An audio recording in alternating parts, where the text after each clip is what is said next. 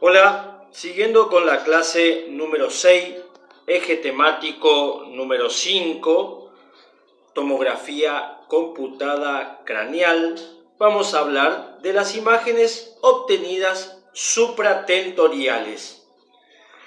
La visualización del plexo coroideo del ventrículo lateral puede ser hiperdenso por la presencia de calcificaciones. La hoz cerebral es también una estructura de alta densidad.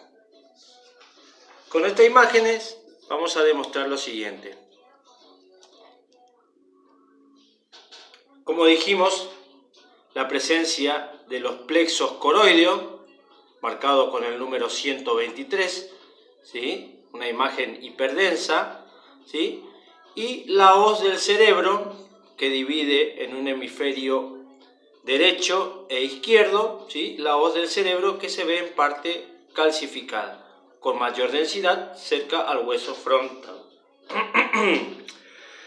En estas imágenes podemos visualizar esas dos estructuras, ¿sí? Hiperdensas, y a su diferencia, dos estructuras de baja densidad o hipodenso que corresponden, ¿sí?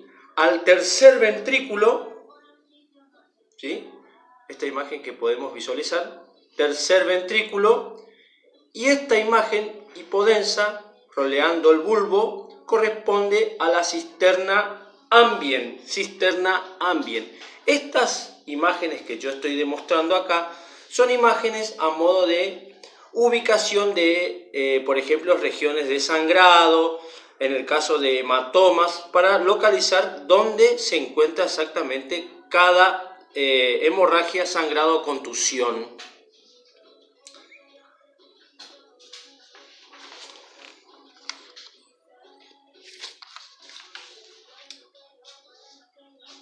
Otra forma de seguir visualizando, ¿sí? Comprobar si los ventrículos laterales son simétricos. La desviación de la línea media puede ser un signo indirecto de edema.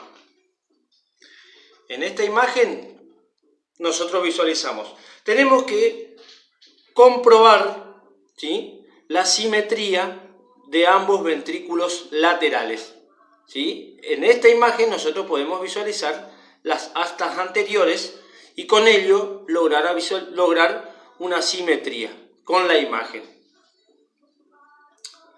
La línea media, esta línea que nosotros comprobamos acá, es también donde nosotros visualizamos la hoz del cerebro. Si esa línea se encuentra desviada hacia uno o hacia otro lado, estamos con la presencia de edema, ¿sí? Donde ese edema va a producir una desviación de la línea media, dependiendo del lugar donde se encuentre.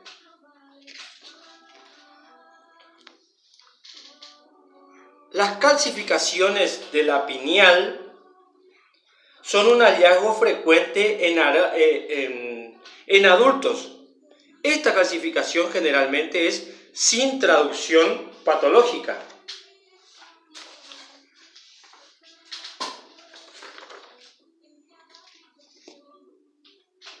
Aquí estamos en la presencia de la pineal, ¿sí? Esto aparece en todos los pacientes bien demarcado. Esto no significa ningún signo patológico. Es un seno venoso que por la presencia de calcio lo vemos hiperdenso.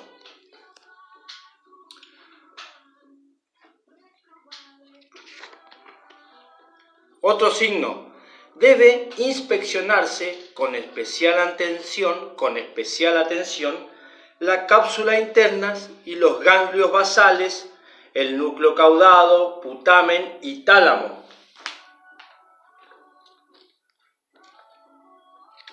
En esta imagen voy a demostrar, ¿sí?, las estructuras internas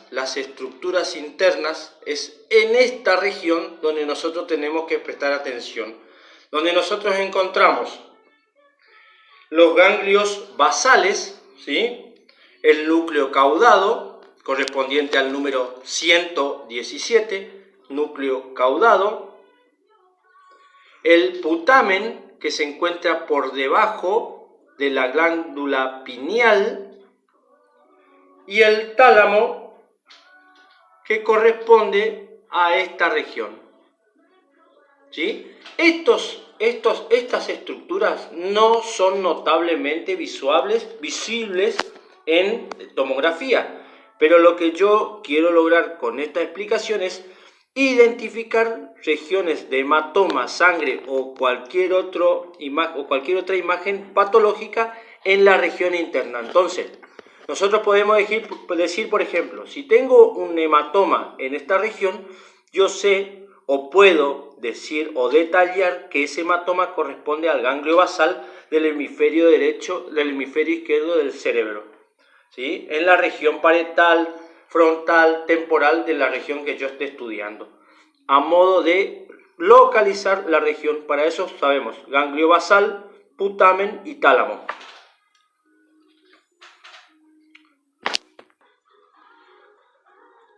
La posición de la cabeza del paciente no siempre es tan recta. Pequeñas inclinaciones de la misma puede provocar imágenes marcadamente asimétricas de un ventrículo, de un sistema ventricular totalmente normal. Eso lo vamos a visualizar así. A esto nos referimos con la asimetría de los ventrículos. Por ejemplo, yo aquí veo completo el asta posterior del ventrículo lateral. Y en este hemisferio, en el izquierdo, veo como ya parte de la asta posterior del ventrículo lateral izquierdo se ve desaparecida. Pero esto se debe a una asimetría de la posición de la cabeza del paciente. Un factor importante al evaluar la amplitud de los espacios subaranoideos es la edad del paciente.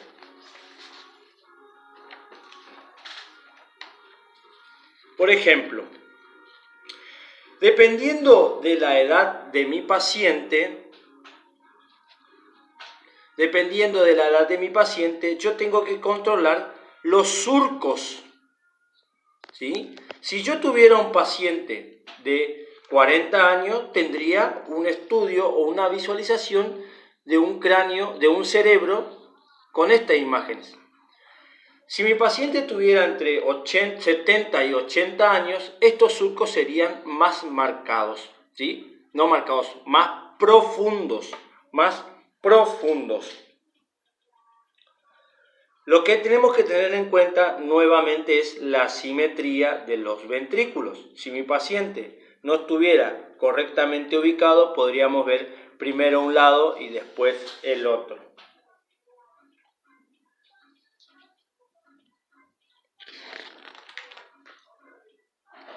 Debe descartarse la existencia de áreas hipodensas mal delimitadas de edema por infartos cerebrales en la sustancia blanca. Pueden desarrollarse lesiones quísticas residuales tras infartos antiguos. ¿Qué queremos decir con esto? ¿Sí? El sector más hipodenso, o como nosotros lo visualizamos aquí, con la imagen más oscura, de este gris oscuro, de este gris blanco. Esta región oscura corresponde a la sustancia blanca. En esta región es donde nosotros debemos descartar lesiones o imágenes quísticas correspondientes a lesiones viejas. Entonces, al llegar a la altura distal de la calota, en estos cortes nosotros visualizamos esta región, ¿sí?, que corresponde a la región de la sustancia blanca, buscando esas imágenes hiperdensas o imágenes bien marcadas de hipodensidad para saber si estamos en presencia de quíster o unas lesiones de sangrado antiguo. En los cortes más altos frecuentemente aparecen calcificaciones de la hoz cerebral que carecen de significado clínico, ¿sí? Estas son las imágenes, ¿sí? La hoz del cerebro, ¿sí? Y los espacios. Estos son, al ser los cortes más altos, puedo visualizar con mayor determinación la hoz del cerebro y los surcos cerebrales.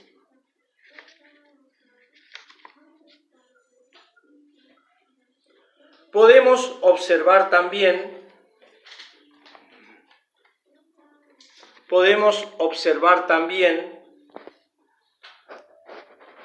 la cisura, ¿sí? Aquí la cisura o surco central es una parte importante, ya que es parte de la división de los segmentos cerebrales, ¿sí? El hueso parietal, el hueso parietal y el hueso occipital.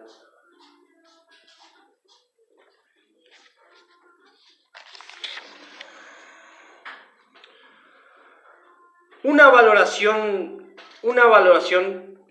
cuidadosa de la ventana de partes blandas cerebrales debe seguir una inspección detallada de la ventana ósea. ¿Qué queremos decir esto? ¿Sí? Que cuando nosotros visualicemos el estudio completo, ¿sí? Si bien observamos, si bien nuestra estructura cerebral es de mayor...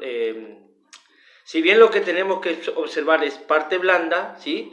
También debemos continuar detallando con la visualización de la ventana ósea. Solo así será realmente completo el análisis de una tomografía craneal. Una cosa muy importante que tenemos que tener en cuenta.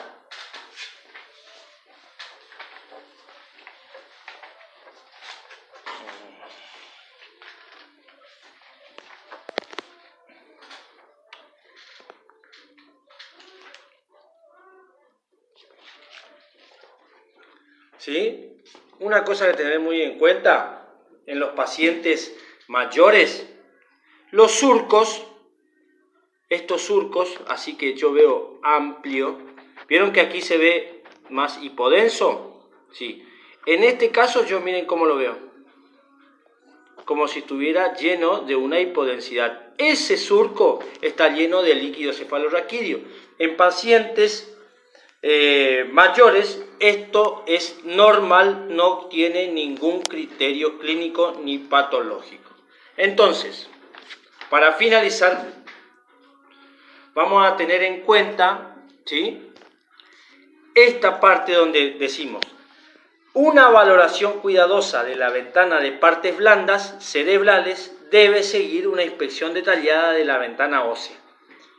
Claro está que empezamos a visualizar cortes desde la base del cráneo en forma ascendente hacia la calota.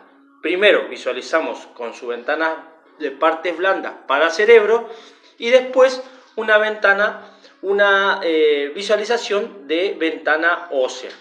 En el caso de aquellos pacientes donde nosotros sabemos que el diagnóstico corresponde a una visualización o le corresponde una visualización de ventana ósea, como ser los traumatismos, allí sí le tenemos que siempre inspeccionar la ventana ósea. Pero bien, en un cerebro o en un estudio de un cerebro por cefalea no está por demás la inspección detallada de la ventana ósea, ¿está?